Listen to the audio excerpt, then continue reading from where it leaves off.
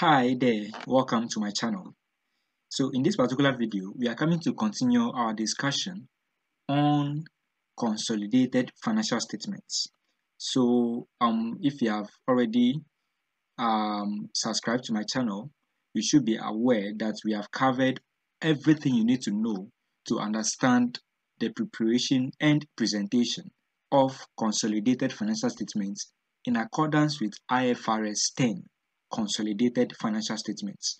So in this particular example, or in this particular video, we are coming to consider a situation where the group structure of the company that is preparing the consolidated financial statement changes. All right. So we are going to look at what we call step acquisitions or acquisition in stages. So usually there comes a time where a parent does not actually obtains control over the subsidiary at once. So what it does is that the parent obtains control over the subsidiary in stages. And the parent does this by buying blocks of shares at different times. All right. So the parent can decide to buy 20%, which does not give control, and then later buy 30%, and the additional 30% is now what gives the parent control over the subsidiary, as the parent needs at least 50% of the equity shares of the subsidiary in order to gain control and prepare consolidated financial statements. So that is what we mean by step acquisition. All right. So step acquisition occurs when the parent acquires control over the subsidiary in stages by buying blocks of shares at different times. All right. So that is it.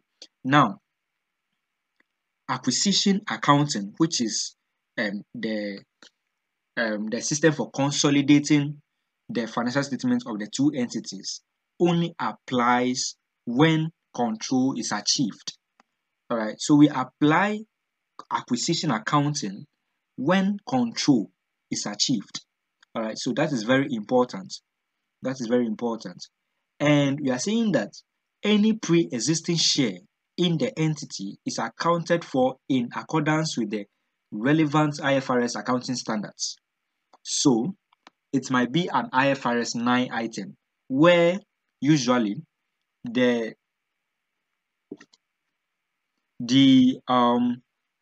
percentage holding is less than 10%, is less than 20%.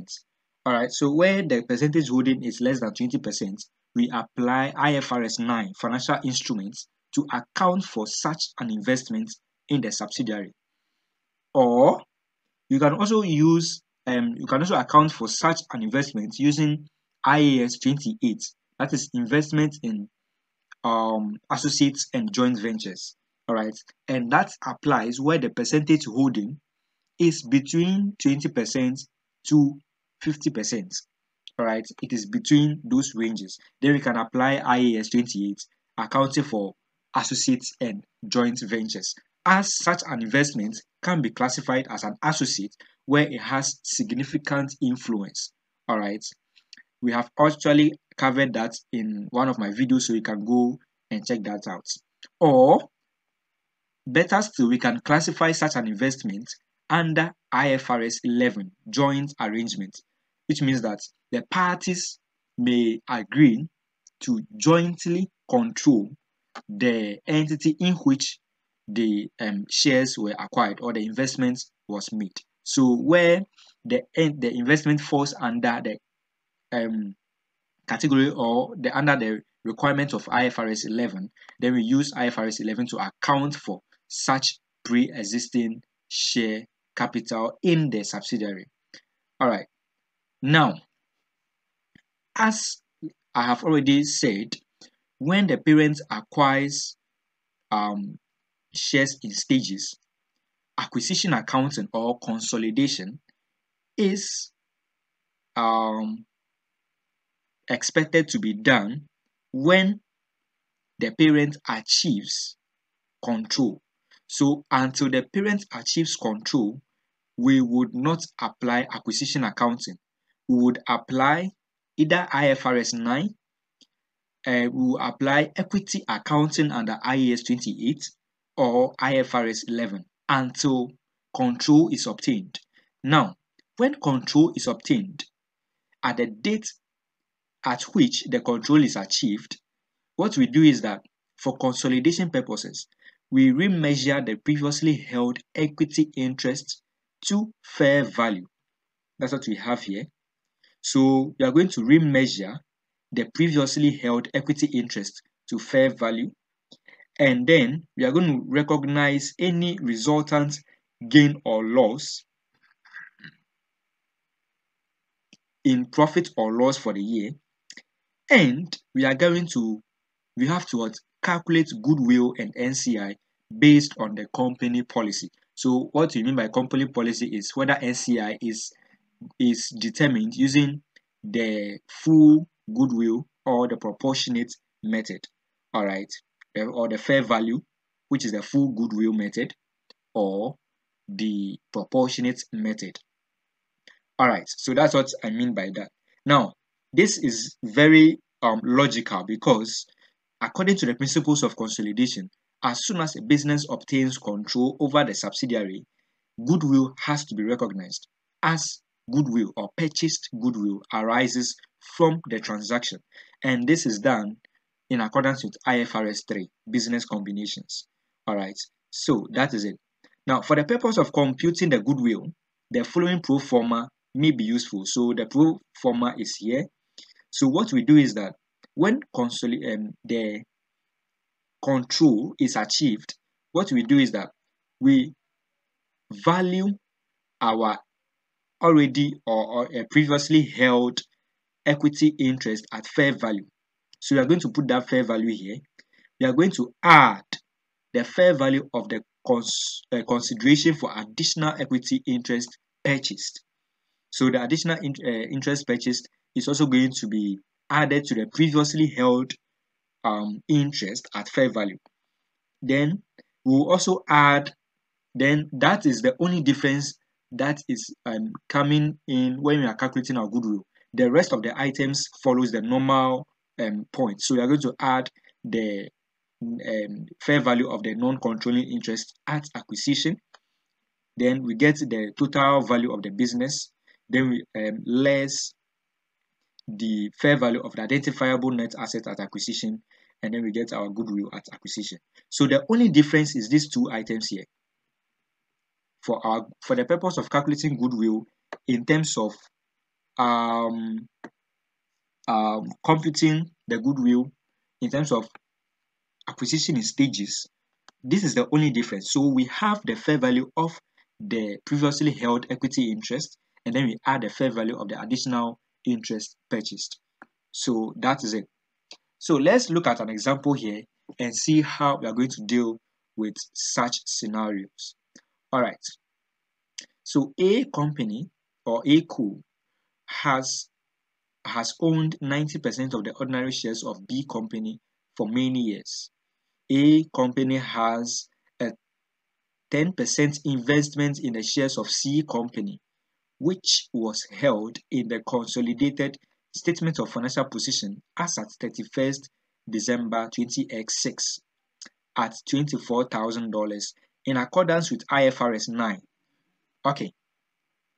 On 30th June 2020x7, A company or A co acquired a further 50% of C co's equity shares at a cost of $160,000.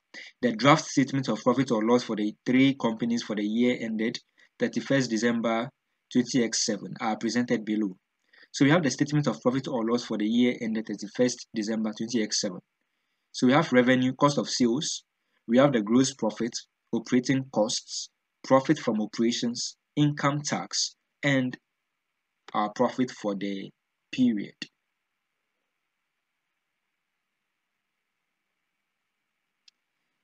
Now, the non-controlling interest is calculated using the fair value method. On 30th June 20x7, fair values were as follows. C Co's identifiable net assets is $200,000.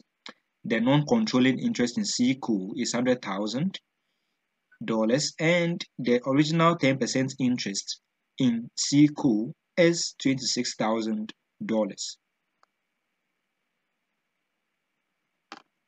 Required. Prepare the consolidated statement of profit or loss for the A company group for the year ended 31st December 2007 and calculate goodwill arising on the acquisition. Alright, so quickly, let us look at how we are going to deal with this particular scenario. So solution. So we have this. Let me increase the font size here.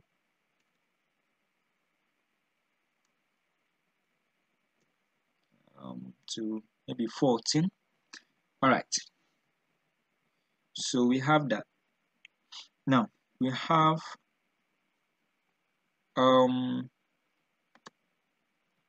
A Co group, AO group. Then we have consolidated statements of consolidated statement of profit or loss for the year ended 30th June 2007. All right. Now, when it comes to consolidation here, this is not new. We have solved many questions, so we can quickly go by that. So we know that we're going to consolidate all the items. So let's have the pro forma here. So what I'll do is to have my companies here. So we have A Co, I have B Co here, B Co, and then I also have C Co. All right. Then we have adjustment. Then we have group. Okay. Now the first item is revenue. Second item is cost of sales.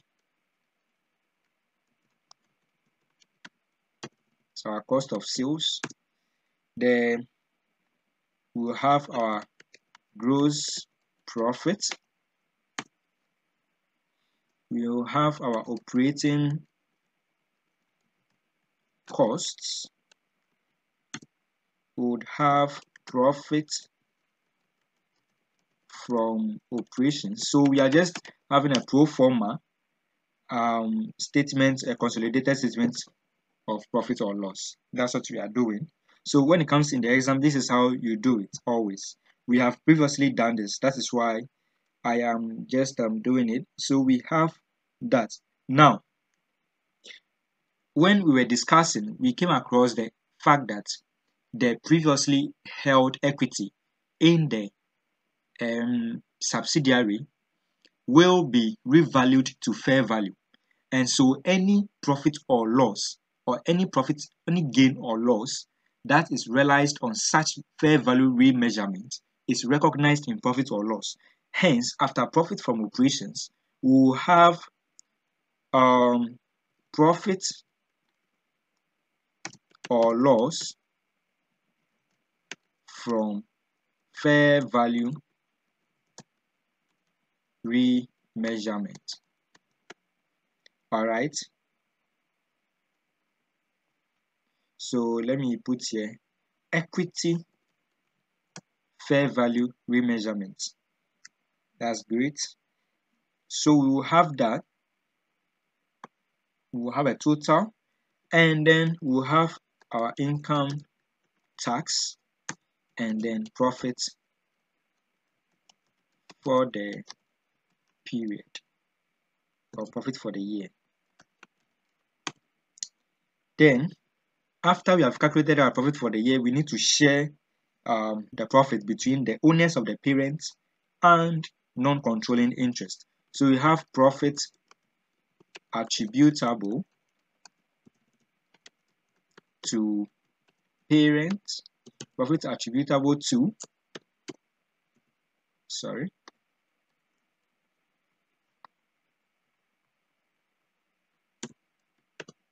so I have profit attributable to equity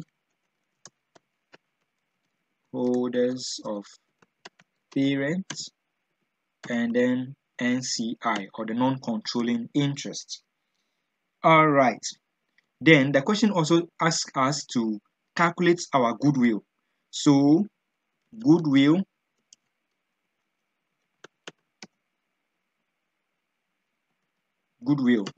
we are just going to fetch the pro forma and then you adjust it for our calculation.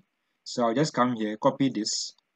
It's going to be the same thing. So let me just copy this and I'm going to paste right down here. All right, so that is it.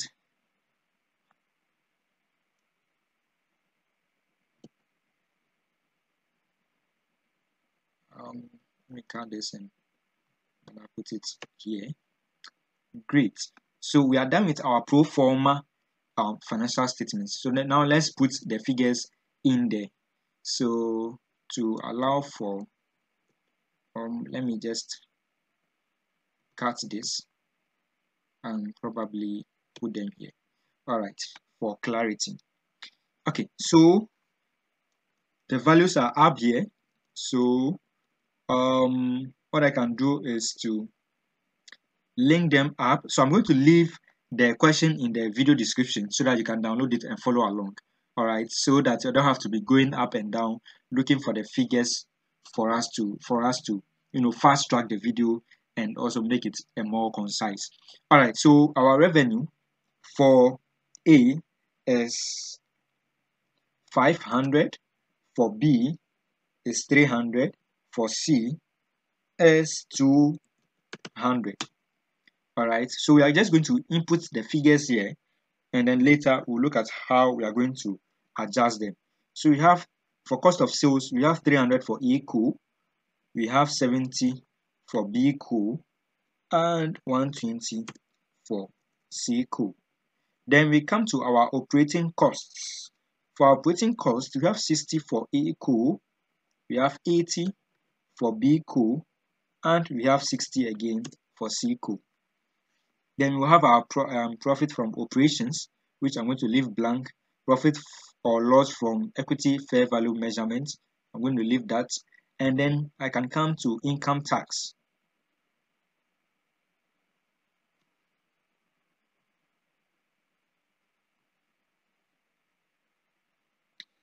Right, so for my income tax, I have here 28 for A co, 30 for B co, and 4 for C co. All right, then after that, we can quickly come here and do our workings. Okay, so we have our workings. Now, this is the consolidated statement of profit or loss. So it doesn't follow the 5 standard workings. The workings depends on what is required in the scenario given. So, but the requirements or the working that is constant is our workings number 1, which is always the group structure. All right, group structure is always constant for both consolidated statements of profit or loss and the consolidated statement of financial position. So we are going to have our group structure. Then our group structure, let's go to the scenario and see what the scenario is telling us. All right, so we are saying that A co owned 90% of the ordinary shares of B co for many years. All right, so quickly you can come here and have A co and you can put B co here. And let me just put C co here. All right. So between A and B, there is an equity interest of 90%. All right, so let me edit this to 90%. Great. So it means NCI in B co is 10%. So let me just put my 10% here. Format it as percentage. All right. And the acquisition happened when? Many years. So we don't have a problem with that. Okay, so let's continue. A company or A co also has 10% investment in the shares of C co. So quickly, I can come down here and have C. So they are saying that C co, A co acquired 10% shares. Sorry. So we have 10% shares.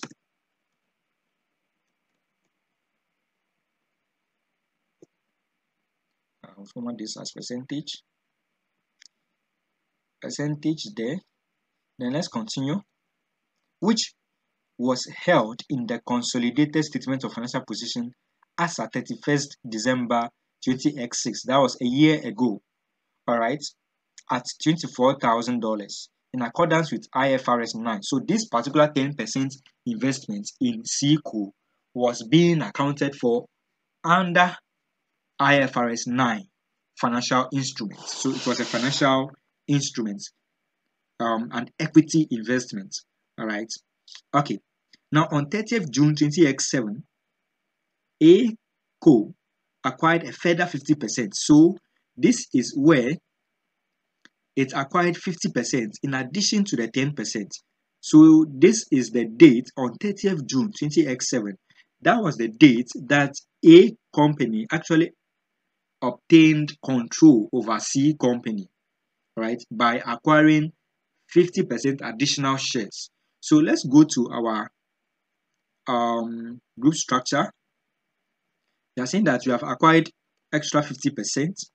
This means that the parent now owns 60%, and NCI owns 40%.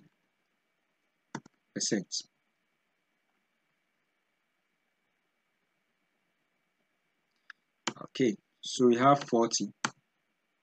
Sorry.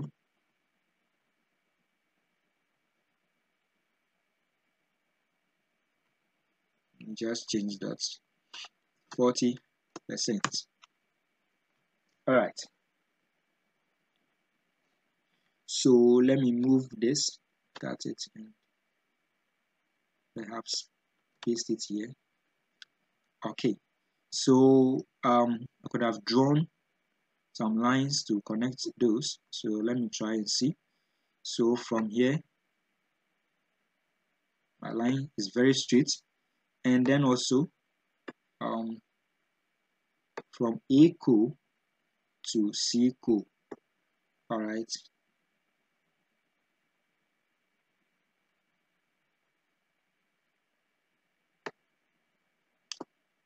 Okay. Okay. So that is just for illustrative purposes. All right. So let me remove that. Sorry.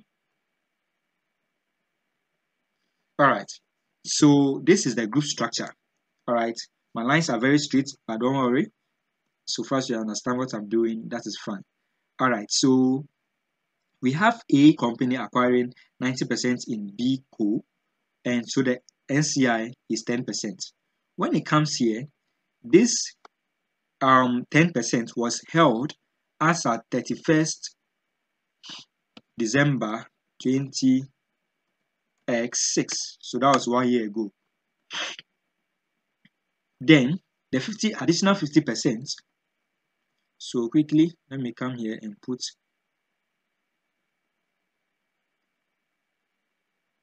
this year. The additional 50% was acquired on 30th June 20x7, and that is 6 months. 6 months ago. All right, so it means that we are only going to consolidate 6 months of the figures of C company because that is when control was actually achieved. All right, that is when A co obtained control over C co. All right, so this is where we are going to this is the amount that we are going to use in the consolidated financial statements. Only 6 months of the amounts of the operations of C Company Limited. All right, so let's go and do the necessary adjustments. So when we come here, it means that every figure of C co is going to be multiplied by half, or 6/12. So I'll have 6 divided by 12 for this. I'll have so I can put my equal to sign there for me to get the value. So equals times 6/12. I'll come here, equals times 6/12. Then I also have equals times 6/12. All right, so those are the adjustments, the first adjustments we are making. All right, so I hope you get it. Then let's continue with the question. Now the question is also went ahead to say, so let's go and see what it is saying there. All right, so I think that is basically it. So the 50% was acquired at a cost of $460,000 cash. All right, so the drafts, all right. So we have that. So with this, we can actually consolidate our financial statements. So let us go and consolidate them. So there will be no adjustments. So I'll come here, alt equals to sum everything there for me. So I have 900. Alt equals, I have 430, but this should be negative. Then my gross profit is going to be equal to the sum of these two, 470. So let me bring my border there. Then I have the sum of this, that is my operating cost, and that is also a cost. So I'm going to put a negative sign here. Then I'll have my profit from operations, which is equal to the sum of these two items. Which is 300. All right. Then we move on. Now we want to find the profit or loss from the equity fair value remeasurement. So let's look at the remeasurement and see what we've got there. All right. So the 10% investment in C co was held at $24,000 in accordance with IFRS 9. So this is the fair value of the 10% investment as of 31st December 20x6. All right. Now we are saying that that fair value needs to be revalued at the reporting date. All right. So when we have obtained the control, we have revalued the 10% investment in C co to be 26,000. This means that there is a fair value remeasurement and there is a gain. Okay, so I'll actually come here and say, instead of profit, let me rather use gain. Gain on equity remeasurement. Okay, so gain on equity remeasurement. I'm going to have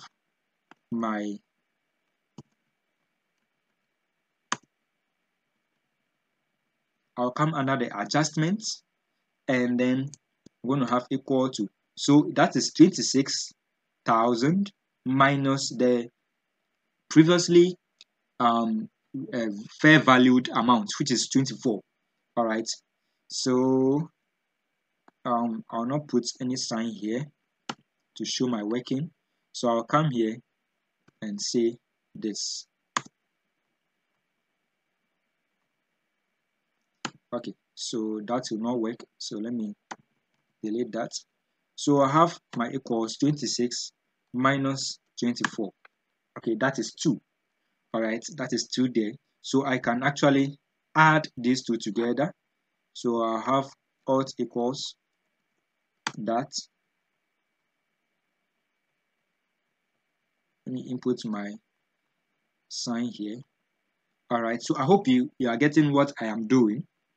All right, so we have that. Then my income tax as well can be summed. So let me just come here and sum all of this together. That is 60, but this is a cost, so let me put a negative sign around it, and then I can actually sum this 2, and that is 242,000. That is our profit for the period. Okay, our profit for the period. So it's as simple as that.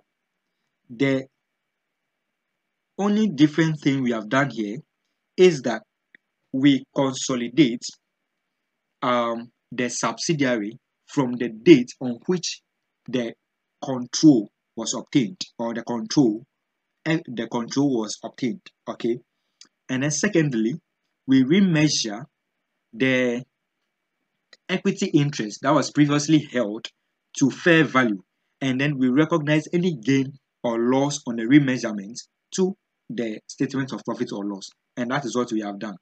All right, that is exactly what we have done. So we have that. Put this at the middle.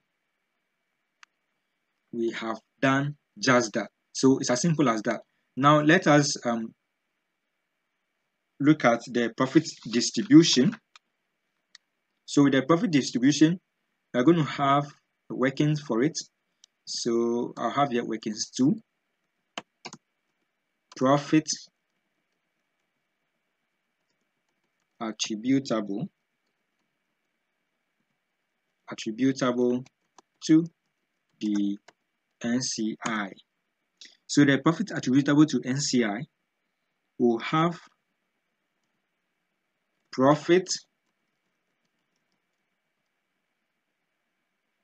of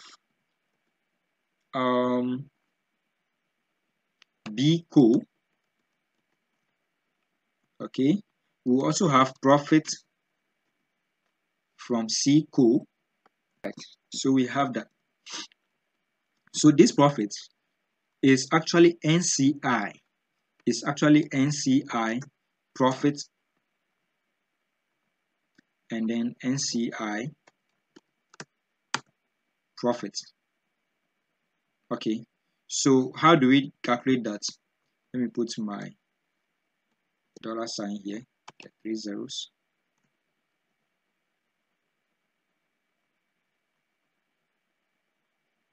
Actually edit that as a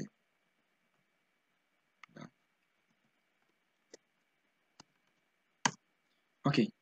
So, or let me put it this way for understanding purpose.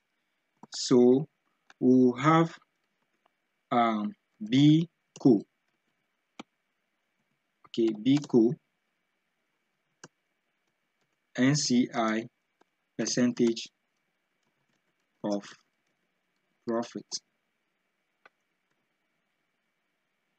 Then we also have C Co.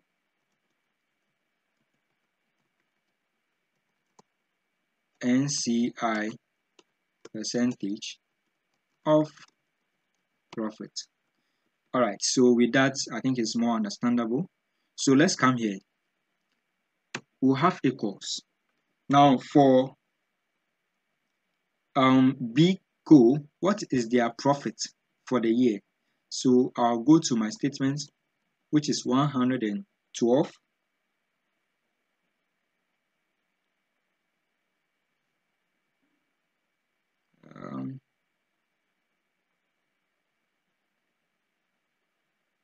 So that is 120 times the 10% interest that we hold, which is 10% here. So that is the NCI percentage of the profit of B Company Limited. So we have 12 there. All right. Then we also have that of C Company. So with a C, what is their profit for the year? Let's go there and see.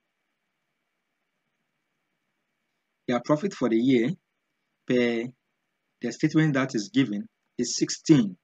But remember, we acquired control halfway through the year. This is what we call mid-year acquisition. Mid-year acquisition. I have already covered this in my previous video, so you can go and check that out when you don't understand what we are doing here. All right, so with the 16 here, we are saying that we acquired the subsidiary C Company halfway through the year. So we are going to multiply it by 6 over 12, and we are going to multiply it again by the NCI percentage, which is 40%, I guess. Yeah, so that will be 40% right there. So we have 3. Okay, we have 3 there. So I can sum these two together, and that will give me 15. That will give me 15. So this is the share or the profit attributable to the NCI. So quickly, I'll come here and come to the profit distribution. So to NCI is 15. The total profit for the year was 242, and so the amount attributable to equity holders of the parent will be the 242 minus the share of the NCI, which is 227. So this is how we share the profit between the equity holders of the parent, which is A Co, and the non-controlling interest of the 2 subsidiaries combined. All right. Now the question asks us to calculate the goodwill. Okay, so this is what we're coming to do. When it comes to goodwill, as I said, the only difference is these 2 items here. Now, the fair value of the previously held equity interest. The fair value, as we know from the question, is actually 24,000. So let me quickly format this. Put my $1,000 there. So that's the previously held equity interest fair value there. The fair value of consideration,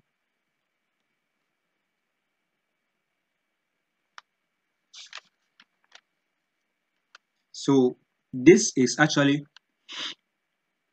26 because that is the amount of the 10% original interest fair value. Okay, so the fair value of the original 10% interest, this the fair value that we obtained at the reporting date or at the date at which the control was obtained. That is what we use in our goodwill calculation, because goodwill is calculation at the date when control was obtained. All right, when a business was actually acquired. Okay, so we have 26. Then the fair value of the consideration for additional equity interest. So how much did we pay to obtain that is 160,000. Okay, on 30th June 20x7, A Co acquired a further 50% of C Co's equity shares at a cost of 160,000. So we have 160,000. So we have 160, and then we'll have our fair value of NCI, fair value of NCI at acquisition. What is our fair value of NCI at acquisition? The non-controlling interest in C Co is 100,000, so that is 100, and then the identifiable net assets is 200,000, so that is it.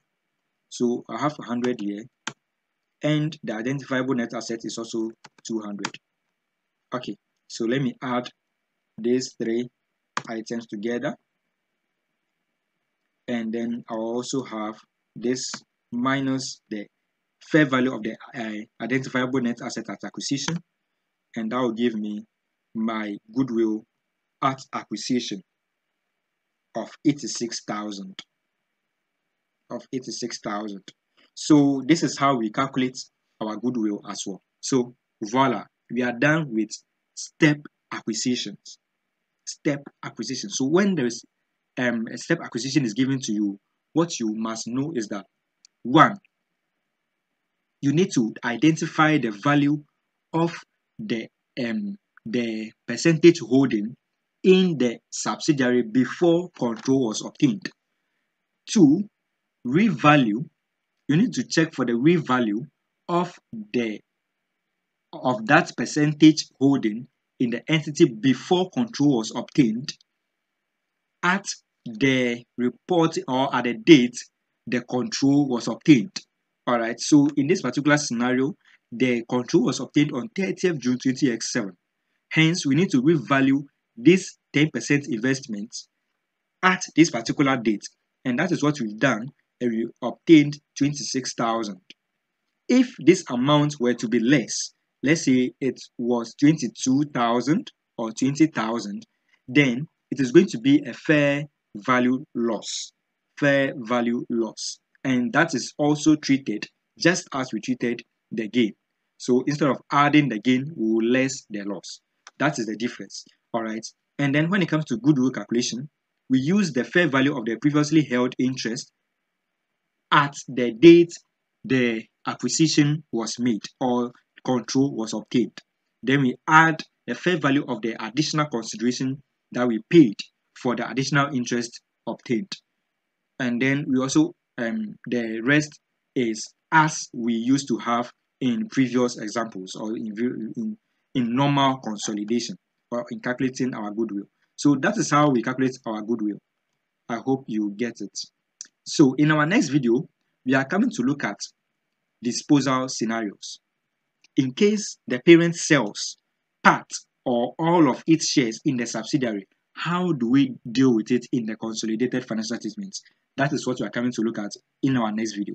So if you haven't subscribed to my channel, please subscribe to the channel and also consider liking the video if you found it useful. And don't forget to leave comments in the comment section so that I can respond to any inquiries or issues that you may have. Thank you very much for your time. I hope to see you in the next video. Until then, say bye for now.